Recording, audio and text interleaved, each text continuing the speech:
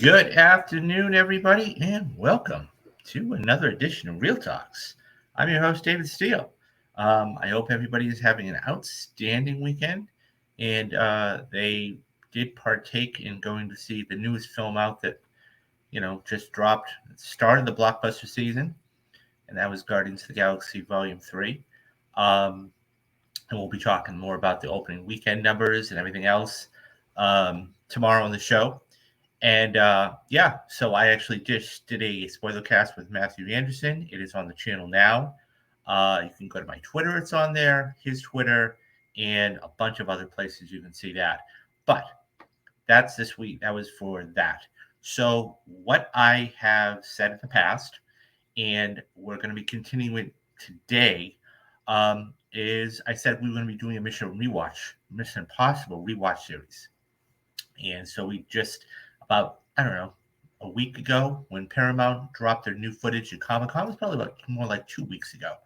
Um, they just dropped 20 minutes of brand new footage at Comic Con. And I had basically said that we were going to do a rewatch series and go through every single film, good or bad, leading up to January 12th. It was the 14th, and then Paramount pushed it up 2 days. And so today I'm going to be, I'm going to be doing Mission Impossible 2. So this one was a little backstory about it, okay? So this was the first film that was done under the Cruise Wagner production. And this is when he first started to become a producer for these films. And as the franchise went on, obviously later and later, and more in depth, he got a lot more involved. And so this came out in 2000, and I can't even believe that was 23 years ago, guys. But yeah, it was 23 years ago, and so this actually did pretty well for the time. Um, so opening weekend, it made $57 million. Now, obviously, that's minuscule today, post pandemic and everything else. But at that point, it was pretty big. Don't forget, Mission Impossible was a huge success because of a number of reasons I talked about in the first video, and actually, it ended up being almost a quarter, or a little over a quarter of the total gross worldwide. Okay, it made $550 million, which was huge back in the day, right? So, and this actually, adjusted for inflation today, it's about 366. But more importantly, so and we always talk about budgets and everything else. This had a $120 million budget, and it made 4.6 times its budget. So this was definitely considered a success financially, okay, for the studio and Paramount. Um, as far as film goers, we look back on it now. I would even consider this to be the weakest one of the bunch, just because of a lot of different things, and I'll get into those in a couple minutes. Um, but you know, what it's always fascinating because when we look back at films like this, for example, 20 some odd years later, you go, "Oh my God, how did they get away with that?" Or "Oh my gosh, they were able to say that." And I gotta say that it was mind blowing to see some of the stuff and some of the dialogue. And I actually verbatim wrote it down because I wanted to tell you guys about this because there's no way that this stuff would have been able to have been said today. Way, okay. Um, anyways, so this was directed by John Woo. Okay, and John Woo is basically known or was basically known for his feature films, action films, and whatever else. Um, and he had actually, I mean, he's most known for the 1997 film Face Off, right, with John Travolta and Kristen Slater, and that was one that I really enjoyed. Frankly, I mean, it was a little out there and far fetched, but it was fun.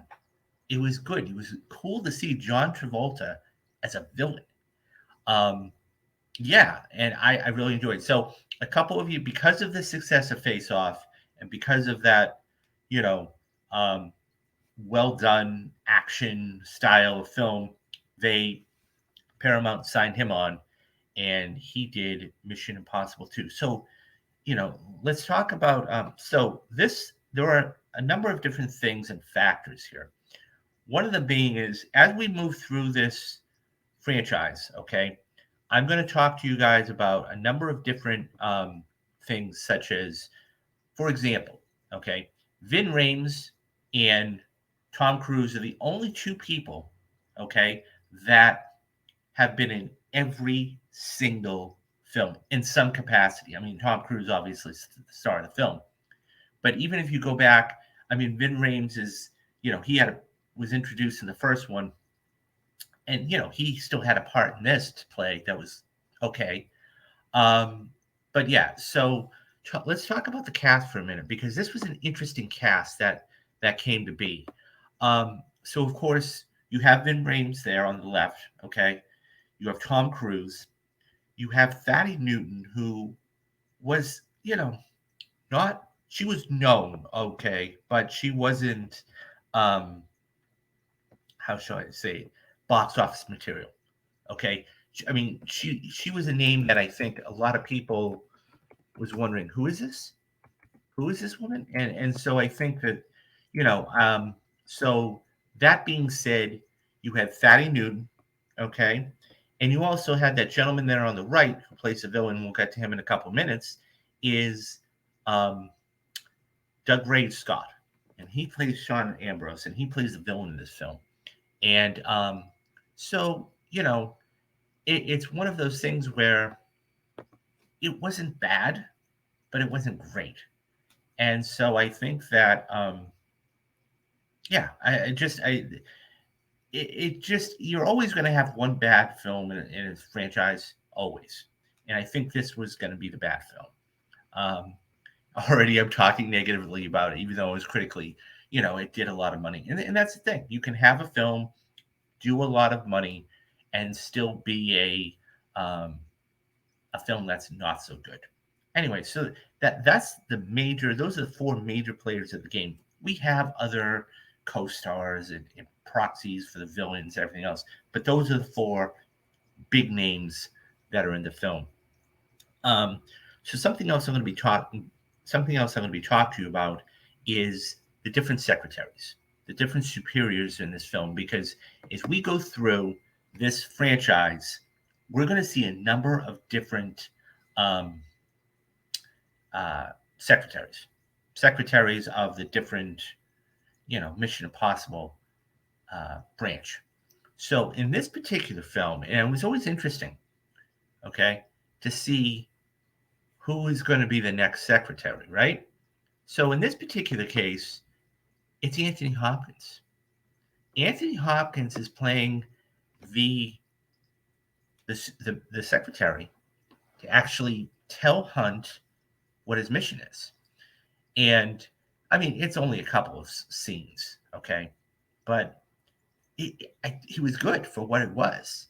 And when you're able to get a name like Anthony Hopkins coming into your franchise, now that gives it a little bit of credibility, right? I mean, Tom Cruise is always going to be the name, but I'm gonna. I was gonna equate it to like Winter Soldier bringing in Robert Redford, but yeah, I mean, to a certain extent, you can almost do that. Um, but yeah, so they bring Anthony Hopkins in, and he is the secretary or the superior in this case, and he basically says, that he has a job for Ethan and everything else.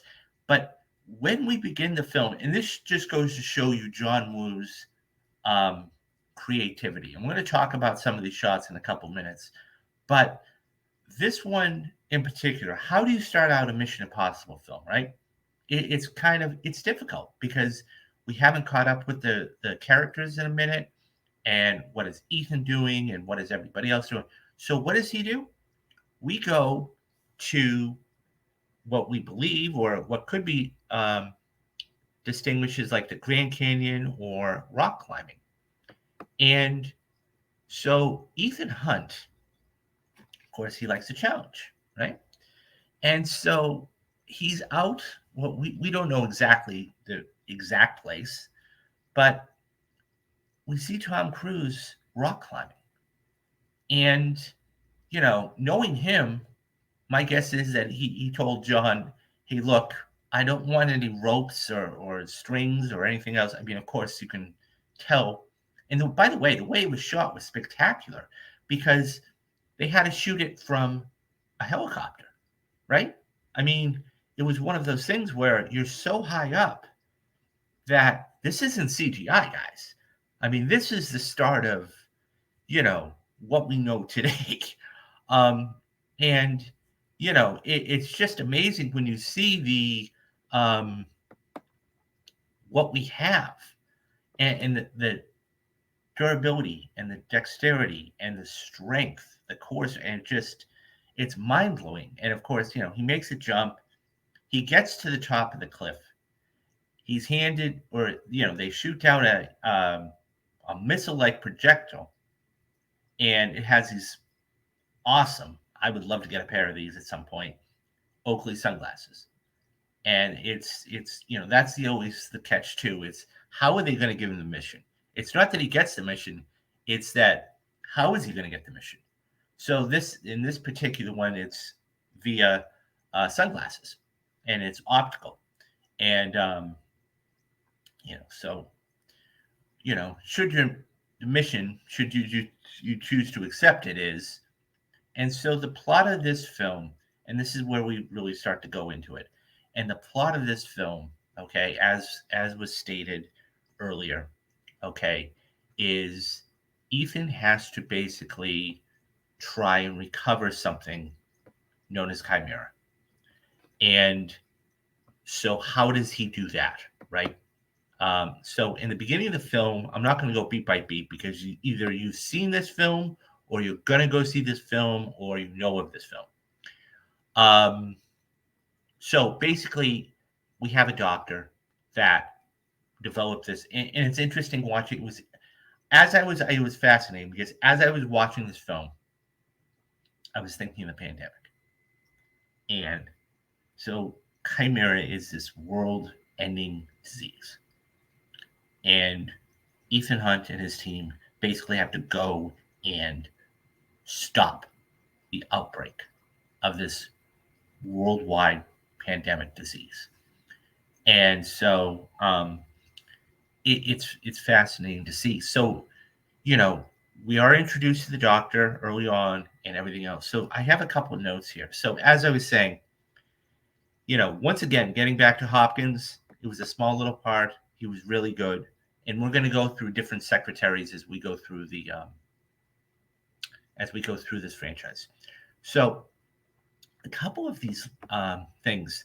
So John Woo, as I said, is known for action, right? Face Off. He's done several other films. This is how he starts out, okay, by putting Ethan on a cliff, okay, and so once he gets a mission and he starts to, so then he goes and he talks to Anthony Hopkins' character, okay. He gets the details of the mission. So we're going to meet this thief, and this thief is Thaddy Newton. And the kicker is that she's going to go back to this guy and steal this stuff. At the end of the day, this is really a heist movie, but it's an action heist movie.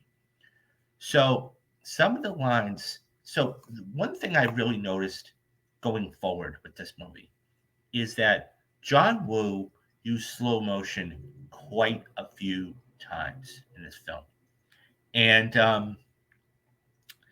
it was one of those things where the first couple times it was effective, and then after the third or fourth time, it became very dull.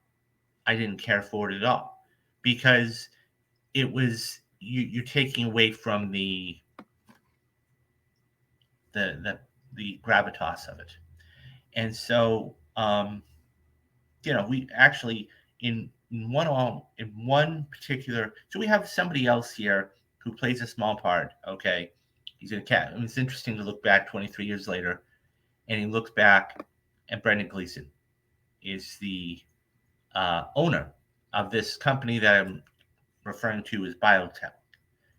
And so he that they are the ones that make um, this chimera. And so that being said, okay, um, he plays a small part, but it's not bad. I mean, he's in a couple of scenes. But getting back to Wu, so he used slow motion several times, and that was something that really was bothersome. And um, that being said, the times that he did use it and it was effective, it worked. Okay. Um, so one of the things he does do well, okay, in this film is visually speaking, he's very good at certain points. Okay. And here are two, shots of this that I think are really indicative of that. And that's showing, you know, so right now this is the scene where basically they are at he's at the lab and he's looking at some stuff, and it's a worldwide map. Okay, projector comes on, and we have his eyes light up, and his whole face is kind of surrounded in darkness, which was really cool. Um, and I mean, just the look on his face tells everything you need to know, and he's very serious about it and everything else. But I thought visually that was stunning, and just how it was done. Um, And the other real shot, and this was in the third act, but I think it's one of the most memorable shots of the film. Okay, is when you see this white pigeon, okay, this white bird fly in through the. So this is where he blows up the door, and you see this white pigeon wall just fly through, and just and then he comes walking, and this is one of the scenes where he uses slow motion, and it's effective to a certain extent, but by this time he's done it so much that it kind of takes away from it. um, so when he actually breaks into the facility to um, get the chimera and destroy the chimera, okay, um, the jumping down sequence reminded me straight out of the first film, and they had only a small window and they were able to do it. I didn't, so it seemed a little repetitive to me. I thought they could have done something else. Um, so that was something that really kind of bothered me. Now it's fascinating because with $120 million budget, you think they would have done more. Okay, this was all shot in Sydney. Okay, and that's interesting that they only. I mean, because if you think of Mission Impossible movies today, right? They're spy movies. You think of multiple locales across the world, whether it's Paris or Budapest or Rome or, I don't know, Dublin or London. Okay. This was all shot in one country. And that was an interesting thing. And by the way, some of the shots of the Opera House were spectacular. Some of the establishing shots were beautiful. You got a wide shot of the opera house and everything about it. But, you know, it just I think that's one thing that really was lacking from this film, to be absolutely honest, is we didn't go across the world. Okay. Mission Impossible is supposed to be, clue here, you travel to here. You go here, then you go over there. And I think when you're staying in one place, I think it gets very mundane. And because they are supposed to be super spies after all, right? So, um, that being said, so, but when he was jumping in, it seemed very like it was a repeat of the first film. Um, but as I said, so this shot here is visually amazing for him. Um, that being said, the other thing that I really didn't care for, and I don't have a picture of this, so I'll just tell you guys, is in all of these Mission Impossible films, whether it's the first one all the way to the last one, at least once in every single film, we talk about um, the masks, right? And whether it was at the end of the original Mission Impossible with the first one, or was it whatever it is, we always have masks that hide somebody's identity. And this was the first film where they actually used um, the voice too. I mean, well, not the first. I shouldn't say that because that's not true. But so you have the mask and you have the voice. They used it here 6 times throughout the movie. 6 times. And I thought that was I was counting. Literally, I was counting. Way too much. And that being said, it took away from the um, gravitas of it, right?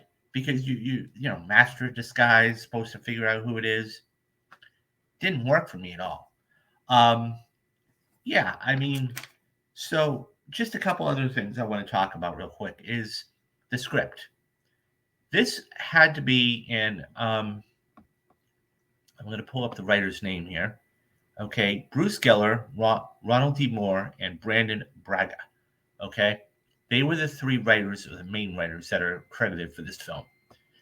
This had to be one of the worst written scripts I've ever seen in my life. And I don't like criticizing people.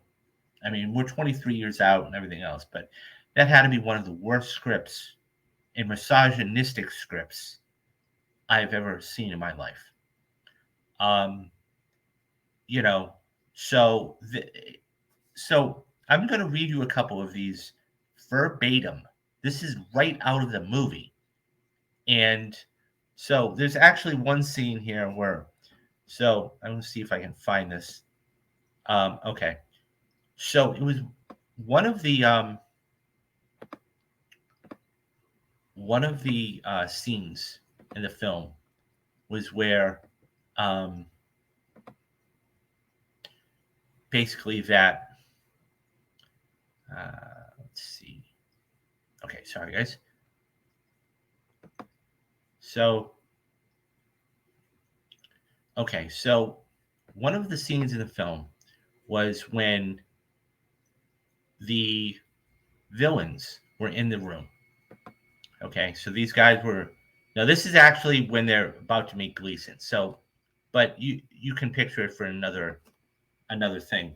So they're actually talking, and so going back to let's start with the Anthony Hopkins scene. So this scene here, when Ethan is speaking to the secretary, and he basically says,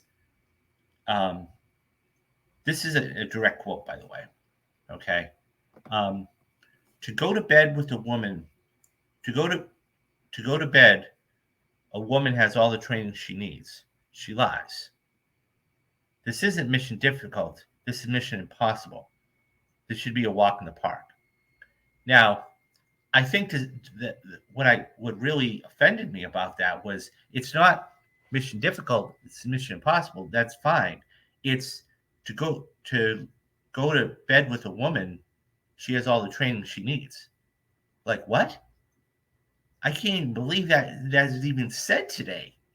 There's no way that could have been said. And furthermore, it was a really insulting line. And I'm shocked that nobody picked up on that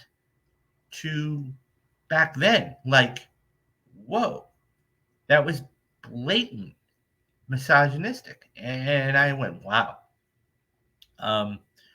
There's another scene where, and goes back to, once again, so the villains were in the room. This is a different scene with the villains, but this is when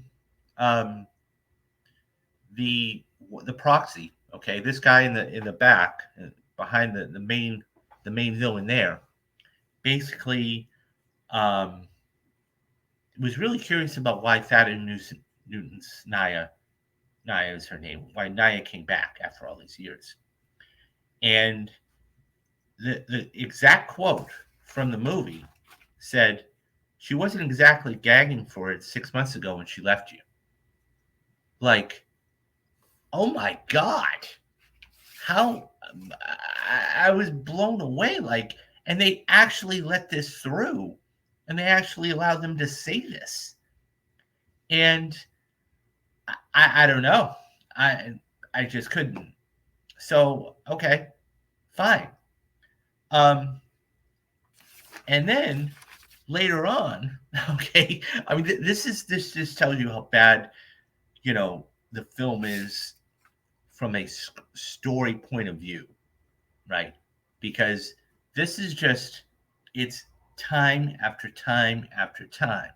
So one of the final ones is this: women, they're like monkeys. Women are like monkeys. They are. They won't do anything until they swing from one branch to the next, another. Wow. Um, just a horrible, horrible script.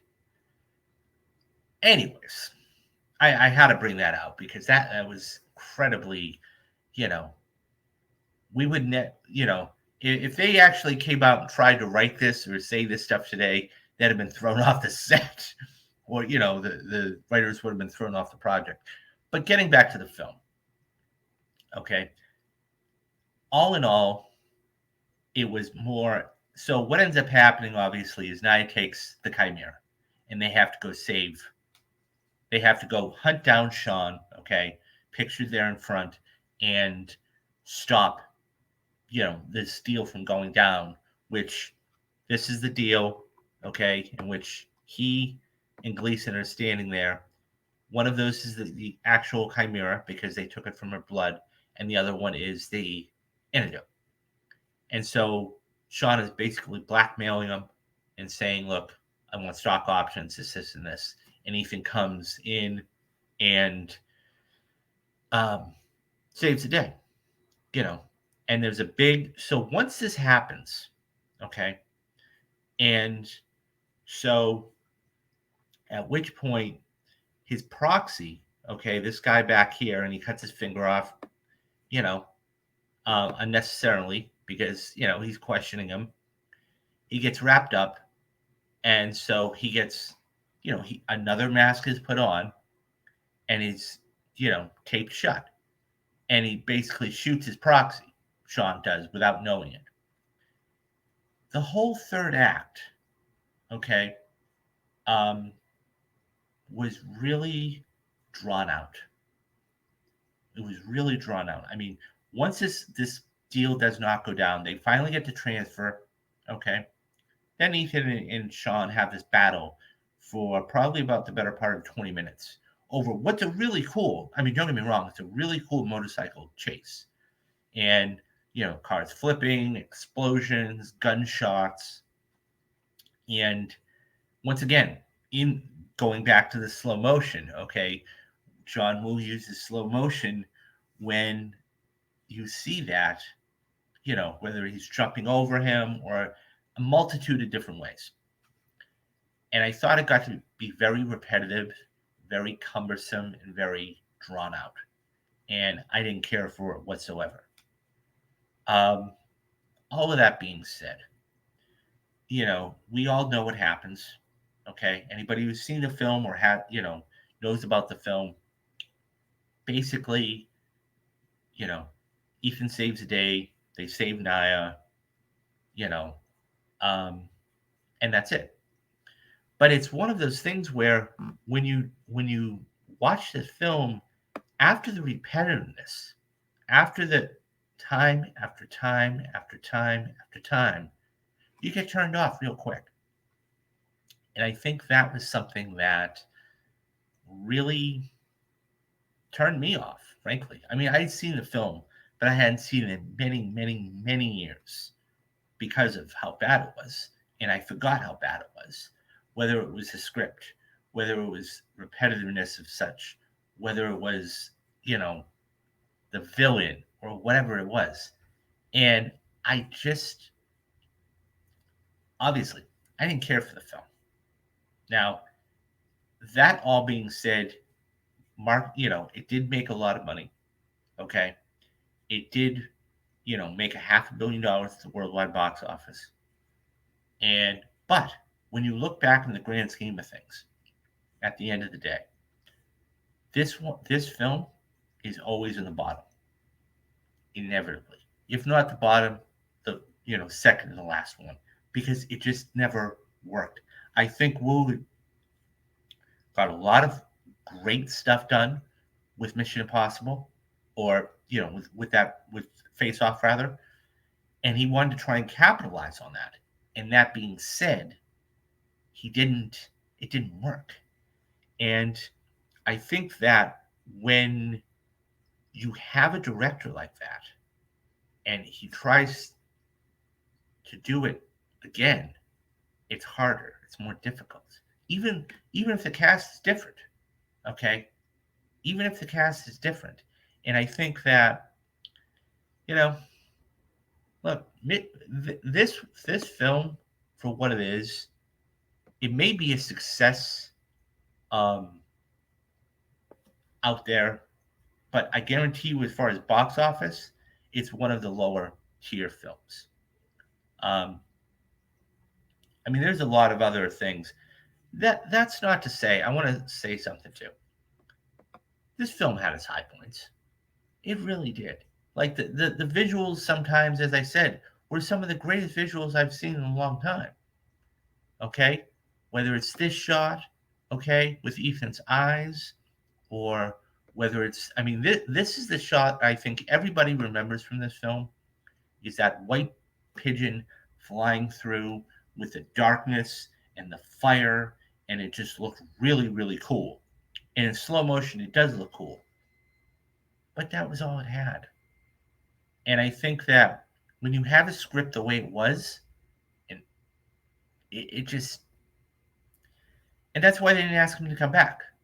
I mean, and it is what it is. I mean, um, so yeah, I mean, Mission Impossible is, this is always going to be the one on the bottom, and I think it's a shame. We're getting bigger and better, but it's gonna, it's only gonna go up from here, guys. This one, that's the good news. It's only gonna go up from here. So, you know, and that's great to know. So that is Mission Impossible 2. Um, so couple of things right off the top. So I am gonna be doing. I will watch Mission Impossible 3 very soon, and I will get that out to you guys very soon. Um, that being said, we have a lot of stuff coming up on the channel. Um, Earlier this week, um, Matthew Anderson and Matthew actually came back and he joined me for May's perfect movie, which was Empire Strikes Back. And we talked all about that. I just did a 40th anniversary, and I'll put that up there in the little corner there for you guys, right there, for Return of the Jedi. And I actually went to go see Return of the Jedi in the theater.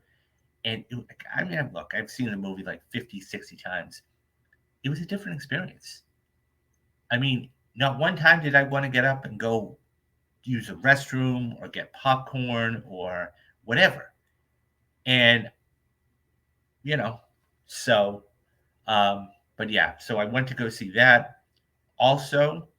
And Matthew came back on Saturday, just yesterday, and did the spoiler cast for Guardians of the Galaxy 3. So, that is out right now on the channel. Okay. You guys can go, check that out. I'll put that another little link up there in the top corner. Um, we have, a bunch of stuff. So I am going to be recording. Um, I said I was going to do both. I have all the notes for the Untouchables. I'm going to go record. So in about, we'll call it like 5 o'clock, 8 o'clock Eastern, 5 o'clock Pacific, I am going to be recording um, Mob Mondays for the Patreon. So if you guys want to come back and join me for that, we're going to be doing the 1987 film The Untouchables. Kevin Costner and you know Robert De Niro and Andy Garcia and Sean Connery, directed by actually the gentleman who did the first Mission Impossible and Brian De Palma. Um, that was a blast to watch again. And then tomorrow, after the show, I will be doing Training Day. So both both films will be up for you guys. And by the way, speaking of Patreon, if you guys want to go support me on Patreon, all you got to do is head on over to patreon.com/Real Talks. There are two levels there. One is $5. Okay. That is Mob Mondays. That's what I was just referring to a moment ago. The other one is $10. That is going to be Rewatch Wednesdays. That is going to be basically, you know, these are films that I've watched, I haven't seen in a while, and I want to sit down and rewatch them, give my analysis on everything else. $10 a month, guys. That's it. It's very very low tier stuff. There's also a join button there on the channel if you'd like to help me out there. I know there have been a couple people that have stopped in. Please, guys, if you stop in, you see something you might please, like that ticker says, hit that like and subscribe button because that is the only way this stuff gets out to everybody. There is so much stuff coming up on the channel this year. Okay, we have more perfect movies coming up for June. We are going to be doing The Dark Knight. Okay, so stay tuned for that. We've got a ton of spoiler casts coming up for you. The first one is up on the channel right now for Guardians 3. We're going to be doing things like Fast 10, Across the Spider-Verse, The Flash, Transformers, Mission Impossible, Oppenheimer. We've got everything lined up for you guys for the rest of the summer. And then the show. And the show is something that I'm bringing to you guys on a daily basis. And, you know, so I'd love for you to come join me. You know, uh, please follow me on Twitter. So that is going to basically, that is my Twitter handle. Okay. I'm always on there talking about movies or, you know, responding to movies, hosting spaces. I'm in spaces, movie spaces. And please come join me for that because that is, that's where it's at. And you're going to see a lot of stuff there. Um, and yeah, so like I said, a ton of stuff coming to you. You can't get this much stuff anywhere else for free ever. And that's why I asked you guys if you could come please support me because look, you know, I know times are tough right now. And I know that, everybody's crunching for dollars and cents. And that's why I wanted to make this as affordable and convenient as possible. So, anyways, guys, that's it for today. That's it for right now. As I said, come back, join me at 5 o'clock for the Untouchables. And okay, so do the three things you need to do: be safe, be have a good weekend, and be careful. I'm David Steele, and you have been watching Real Talks. Bye bye, guys.